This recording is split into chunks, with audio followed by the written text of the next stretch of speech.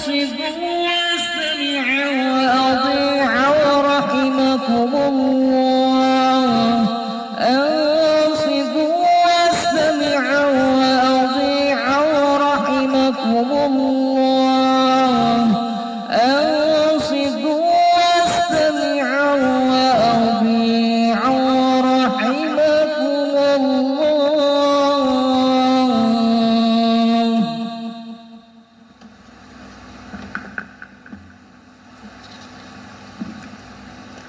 Alhamdulillahilladzi arsala rasulahu bil huda wa dinil haqq liyudhhirahu 'alad dini kulli arsalahu basyiran wa nadhira wa da'iyan ila Allah bi idnihi wa sirajan munira. Asyhadu an la ilaha illallah wahdahu la syarikalah wa asyhadu anna Muhammadan abduhu wa rasuluh. Allahumma shalli wa sallim ala hadzal nabiyil karim Muhammadin wa ala alihi wa ashabihi wa man tabi'ahum bi ihsanin ila yaumiddin. Amma ba'd. Fa ya ibadallah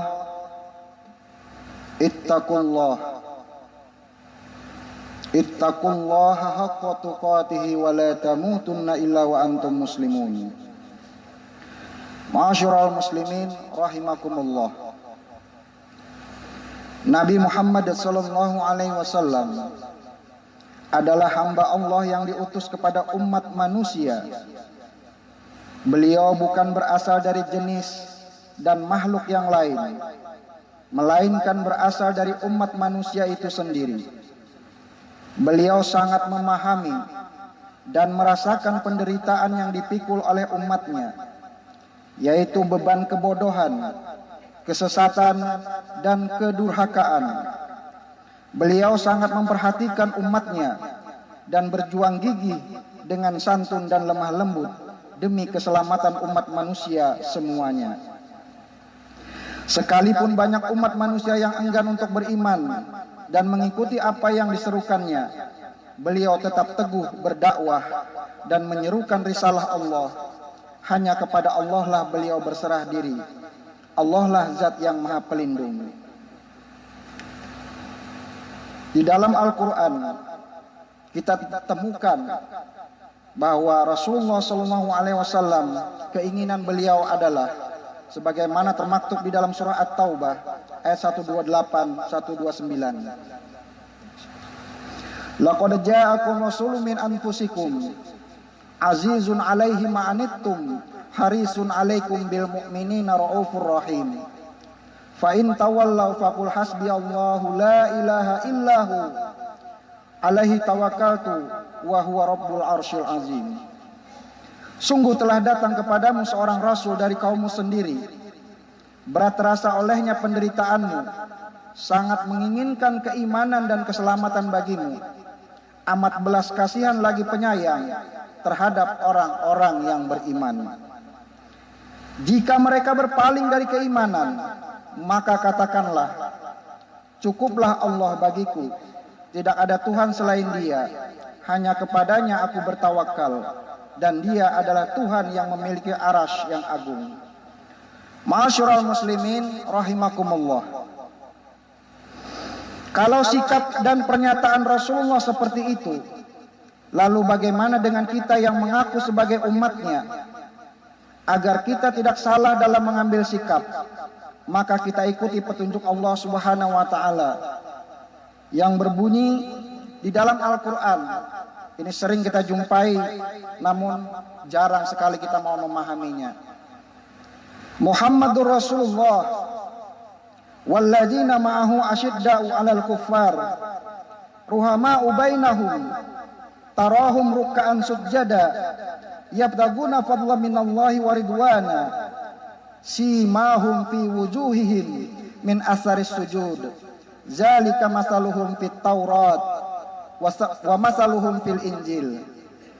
Muhammad itu adalah utusan Allah, dan orang-orang yang bersama dengan dia adalah keras terhadap orang-orang kafir, tetapi berkasih sayang sesama mereka. Kamu lihat mereka ruku dan sujud mencari karunia Allah dan keridhoannya. Tanda-tanda mereka tampak pada muka mereka dari bekas sujud. Demikianlah sifat-sifat mereka dalam Taurat dan sifat-sifat mereka di dalam Injil. Quran surah Al-Fat ayat 29. Ayat di atas memberikan gambaran bahwa sifat-sifat umat Nabi Muhammad SAW ada 3. Yang pertama, mereka keras terhadap orang-orang kafir. Yang kedua, mereka berkasih sayang sesama muslim. Adapun yang ketiga, mereka ruku dan sujud mencari karunia Allah dan keridhoannya. Ma'asyiral muslimin rahimakumullah. Sifat umat Nabi Muhammad yang pertama adalah mereka keras terhadap orang-orang kafir, tegas dalam berakidah dan beribadah. Lakum dinukum waliyadin. Untukmu agamamu dan untukkulah agamaku. Quran surah Al-Kafirun ayat 6. Kita wajib saling menghormati orang yang berbeda agama. Adapun dalam urusan akidah dan ibadah tidak ada istilah toleransi. Sifat umat Nabi Muhammad yang kedua adalah berkasih sayang sesama muslim. Ibarat bangunan, umat Islam itu saling menguatkan, bukan saling menghancurkan. Kalau ada di antara umat Islam yang bersengketa, maka hendaknya damaikanlah keduanya dengan cara yang bijak. Hiduplah dengan penuh kasih sayang, maka rahmat Allah akan tercurah setiap saat. Adapun sifat umat Nabi Muhammad yang ketiga adalah mereka ruku dan sujud, mencari karunia Allah dan keridhoannya. Mereka mendirikan sholat, kemudian mereka wujudkan makna sholat dalam bekerja, sehingga tercegahlah semua perbuatan yang keji dan mungkar, seperti melakukan korupsi, manipulasi, membuli, bahkan menzolimi.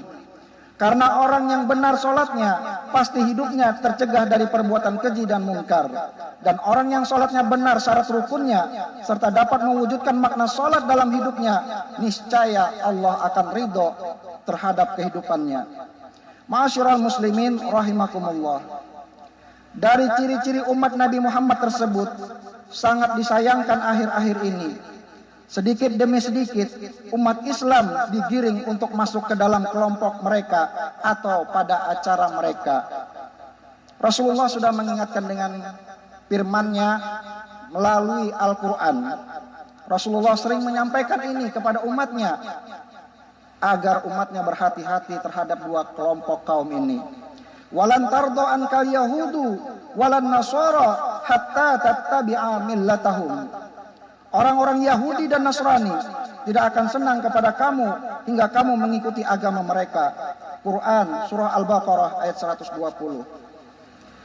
Acara Halloween yang meyakini bahwa roh orang mati kembali ke bumi yang diperingati pada tanggal 31 Oktober diselenggarakan di Riyadh, Saudi Arabia pada tanggal 28 sampai 29 Oktober yang lalu.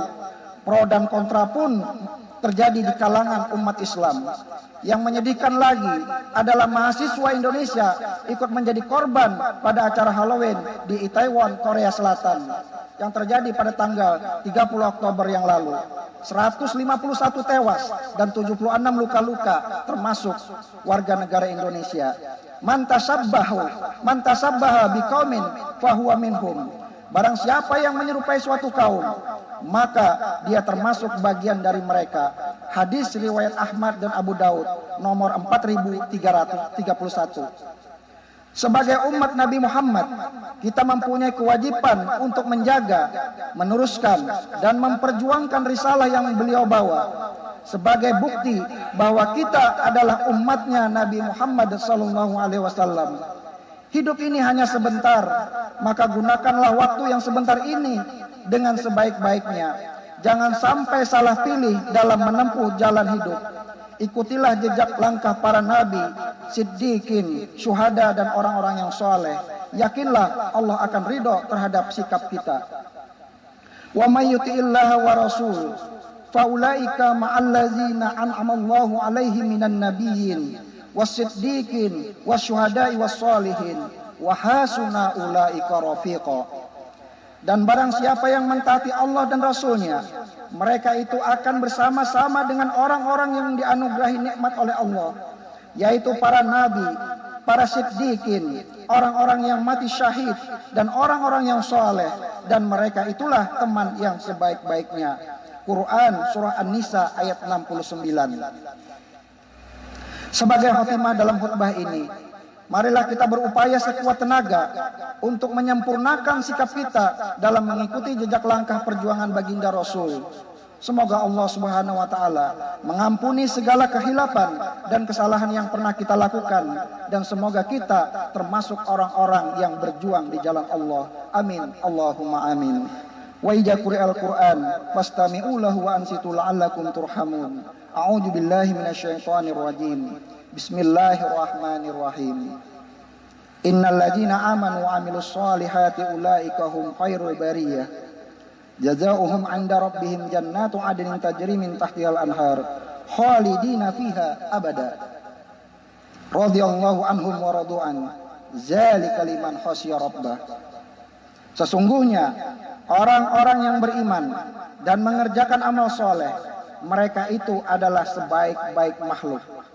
Balasan mereka di sisi Tuhan mereka itu ialah sorga Aden yang mengalir di bawahnya sungai-sungai. Mereka kekal di dalamnya selama-lamanya. Allah ridho terhadap mereka dan mereka pun ridho kepadanya. Yang demikian itu adalah balasan bagi orang-orang yang takut kepada Tuhannya. Quran surah Al-Bayyinah ayat 7 sampai ke 8. Barakallahu li wa lakum fil Qur'anil Karim wa nafa'ani wa iyyakum bima fihi minal ayati wa dzikril hakim. Aqulu qawli hadza wa astaghfirullah li wa lakum wa lisairil muslimin min kulli dzambin fastaghfiruh innahu huwal ghafurur rahim. Allahumma salli wa sallim wa zid